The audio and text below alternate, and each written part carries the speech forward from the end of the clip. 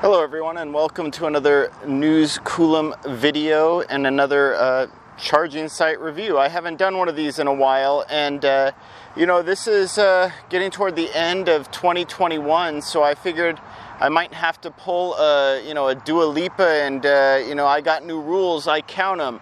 Now the thing is, with these charging site reviews before, I didn't want to be subjective, right? I wanted these to be a very controlled number, something that you'd be able to compare site to site to site.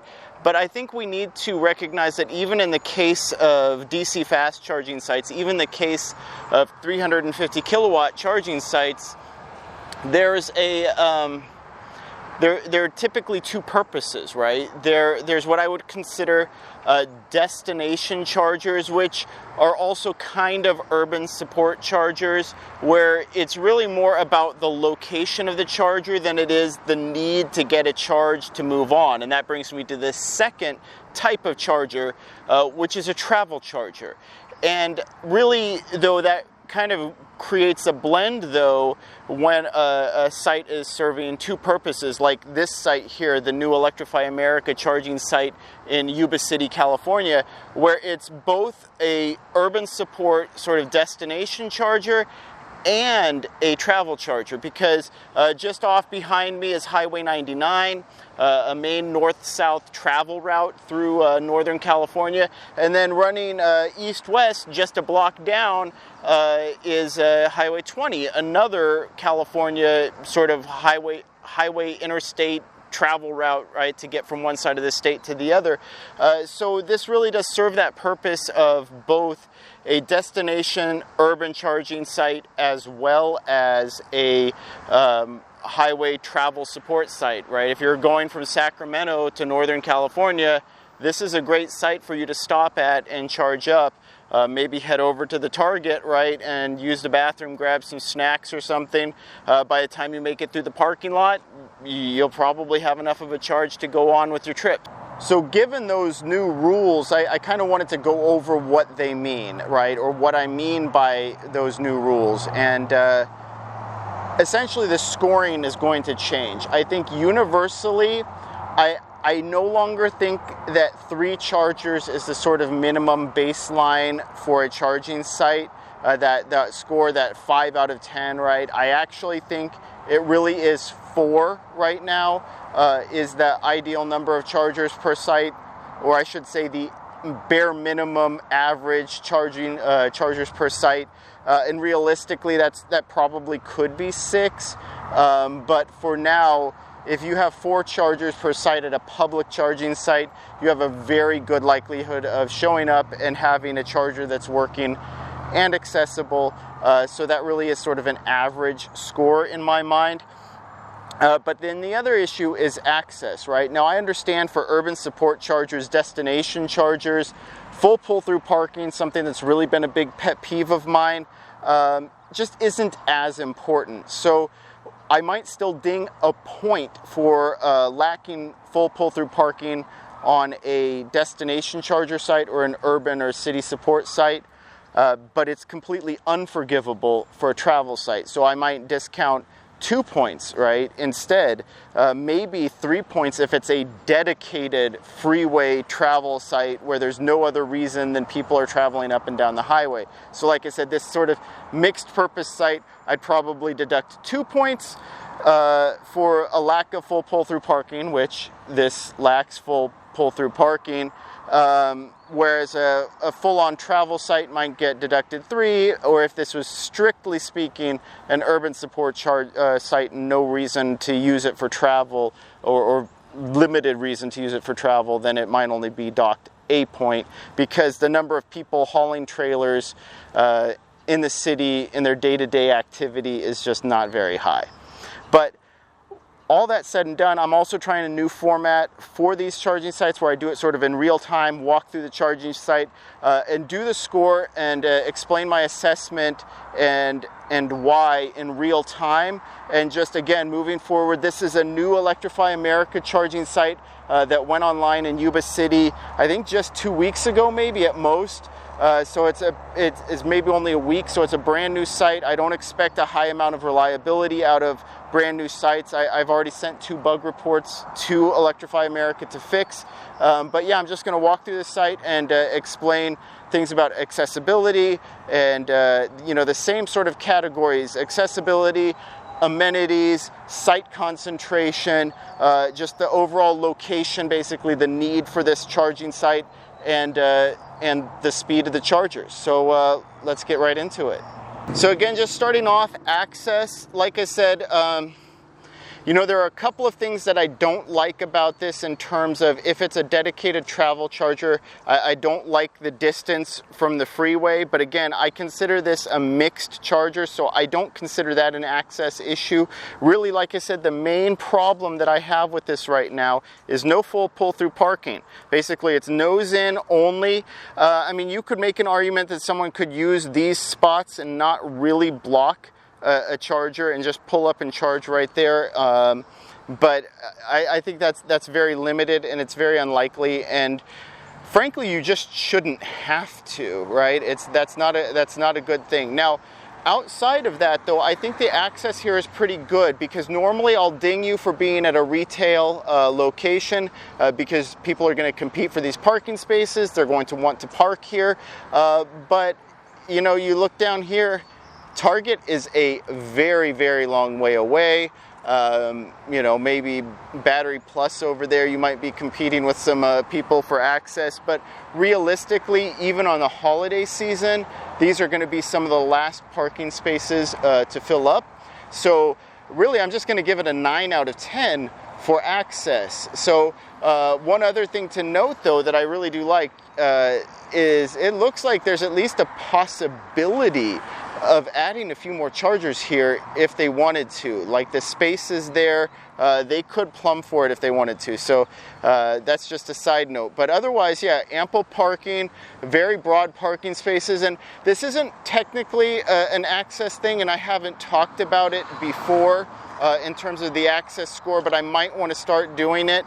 Not only do they have plugs on both sides for different format vehicles, these are very, very, very long CCS cords. This is longer than I've ever seen for a 350 kilowatt capable cord. So just that alone, I think is a good sign, right? It means that regardless of your format of vehicle, you're going to be able to probably access this charger. Next, we have amenities. And this is one of the things where, we're at a Target. Like I said, there's a lot of space here, but frankly, the amenities here are kind of lacking. If you don't have to, go retail shopping, basically if you don't have to pick up a very specific item that's located at this store, maybe you go grocery shopping at Target, and I know some people who do, but it's not exactly a place that I would regularly want to go. And if you are using this site as a travel charging site, like I said, going up Highway 99, this is really not a great place in terms of finding places to eat, things like that. You're really limited on what you're going to be able to do here. Like I said, other than running down to Target and using the bathroom, or hopefully you have something to do at these retail locations, there's really not a whole lot. So it's getting a point dinged just for that. But then the other thing is, again, and I'm not going to get off of this, right? This is west. The sun tracks that way. Now, that means that in the morning, not so bad, but you still are going to have sun at your back on these displays. But in the afternoon, you're also going to have the sun glaring straight down on you. Now, it's not going to affect the chargers as much, but it's going to affect the cars, and it's going to affect, just basically, it's going to make things hotter. And then, of course, if we have rain, we just had hail come through the North State, anything like that, these chargers, and the vehicles parked under them aren't protected in any way. Like I said, I'm just using the same standard that we use for gas stations. So there's zero coverage here, zero cover. Nice to be solar panels to offset the electricity costs, but they're not here. So that's another point deducted. So it's 8 out of 10 for amenities. See, more conduits here. Possibly though for battery storage, battery backup. But yeah, the next here is site concentration. And this is what I already talked about. Site concentration at this point, new score, 4 chargers per location, bare minimum, 5 out of 10. You know, you can argue with me until we're blue in the face, but I'm not going to give on that. This is what I consider an average coverage, average site concentration. The fact that it could be expanded is nice, or at least it looks like it could be, but in the meantime, I can't score for what's not there. And yeah, it's only getting a 5 out of 10 for site concentration. I think as we see EV adoption expand, I'd really like to see a minimum of 6 as that sort of baseline 5 out of 10 score. But for now, yeah, you're just not gonna convince me that this is enough chargers, even for a relatively rural community like Yuba City. And speaking of rural, like Yuba City, you know, I think this is a location that really needed a charger like this. I don't think that the site location that they chose was necessarily the best. Like I said, there is an EVgo charger here too, just around the block.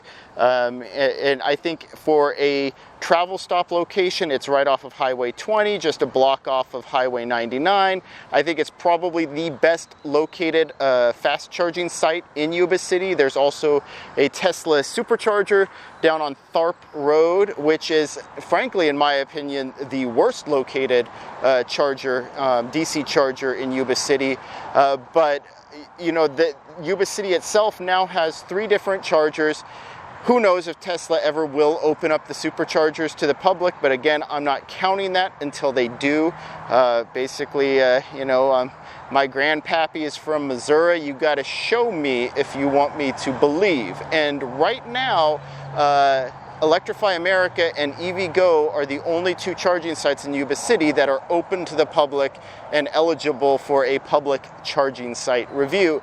And that makes this site very important. That brings it up to 6 DC fast chargers, right? So there are 3 50 kilowatt CHAdeMO chargers to choose from in Yuba City, and now 6 CCS chargers ranging from 50 kilowatt to 350 kilowatt. And that makes this still a relatively important charging site in terms of location, right? I would say this should get an 8 out of 10 for location, just because the North State really needs this kind of additional coverage. I would really love to see another charging site go in at the mall over there. There are places to eat, there's a lot of shopping to do, and it's even closer to the freeway, or I guess I should say highways. But yeah, those are the places I would like to see additional chargers. But just in terms of the importance of this charging site and its, you know, the site location, I'm going to give it an 8 out of 10. And now finally, the topic I think everybody seems to be laser focused on is charging speed. Now, these Electrify America sites, they only have one 50 kilowatt CHAdeMO cable. There's no liquid cooled cabling, unfortunately, and so for the CHAdeMO standard, and so there's really no way to get faster than what they consider a 100 kilowatt charging standard for CHAdeMO. And some of these I've heard varying reports depending on charger. Sometimes I've heard people say that these CHAdeMO hookups actually are significantly faster than 50 kilowatt, but I don't have a CHAdeMO vehicle to test that out at this point. But otherwise, these are the standard 250 kilowatt chargers, so 150 kilowatt CCS and 150 kilowatt CCS on the far end. And then the 2 center chargers here are 350 kilowatt. which is the fastest charging that there is available. So these particular chargers will go up to 920 volts DC and 500 amps. Now, they won't do 500 amps at 920 volts, is my understanding, but they will provide, in theory, up to 350 kilowatts of charging power, which makes these the fastest chargers currently deployed, and definitely the fastest chargers available at public charging sites. So it's an easy 10 out of 10 for that. There's no way to negotiate that. I mean, you could argue whether they should have mixed charging sites or whether they should get the full score, if not all of them are 350 kilowatt. That's something that I might adjust based on whether it's a travel site or a mixed use or a destination charger site. But again, I've already established that I consider this a destination or a mixed use site, so I'm not going to ding it for that on speed. Like I said, maybe prefer a travel site. If they don't all have 150 kilowatt or faster charging, then I might actually change my score to a 9. Hey, what's going on? Oh, I mean, yeah, small town, but yeah, they just went online like a week ago, so depends on the car. Like my car, usually like 30 minutes to an hour is all I'll spend, but sorry about that. I got off track. Some locals stopped by and were asking me about EV charging, how much it costs, how long it takes. So, the typical questions of whether you can charge up at night on a dryer socket at home. So, yeah, I did my due diligence and made sure I shared that information, as all of us good EV owners should. But yeah, so a 10 out of 10 for speed, which, like I said, is pretty much expected for Electrify America at this point. And that brings a total site score here of 40 out of 50, which is a B. It's a solid B. And I expect Electrify America to continue doing fairly well in those site scores because they are right now building probably the most compelling electric public charging sites. The exception maybe being GM's funded EVgo sites, which are actually very, very equivalent to these Electrify America sites. So I'm looking forward to actually reviewing a few of those as well. But in the meantime, yeah, this is a great job by Electrify America. Like I said, there's a few snags as always when these sites first start up. I actually charged on that unit over there, the number 3, I believe it is, or number 2 that I'm charging on right now. I used that one the other day, started up, no problem. I didn't use any of these other chargers, but this one had a connection issue, so I submitted a ticket for it, dispenser number 4. And then this one looks like it's having an issue too, just in terms of not ending the charging session. So I submitted a ticket for that one as well. So hopefully, Electrify America can either fix it remotely by rebooting it or send a technician out to get it started. But yeah, I mean, again, this site is fresh and new. I think it hasn't even been online for more than a week now. So I expect sort of these hiccups. I'd really like to see Electrify America. I'm going to go a little bit off topic here, a little bit of a rant. I'd really like to see Electrify America actually do cold open parties or whatever, like Recargo did with their Prunedale site. Invite local electric vehicle owners to come by these charging stations as you bring them online. Get a Mach-E over here, get a VW ID4 over here, get some of the older CCS vehicles like Spark EVs, the VW e-Golf, get a few CHAdeMO vehicles, bring them all over here, let them test, even let maybe some Tesla owners with both CCS and CHAdeMO adapters, bring them over, let them help you open up these sites with a technician on hand, celebrate the opening, do a ribbon cutting. We need to promote EVs, right? That's what you're here for, Electrify America, so do that. and these sites will be a whole heck of a lot more reliable from initiation if you have a dozen or 2 dozen EV owners here all testing out, trying to find bugs and trying to find issues before you officially open the site.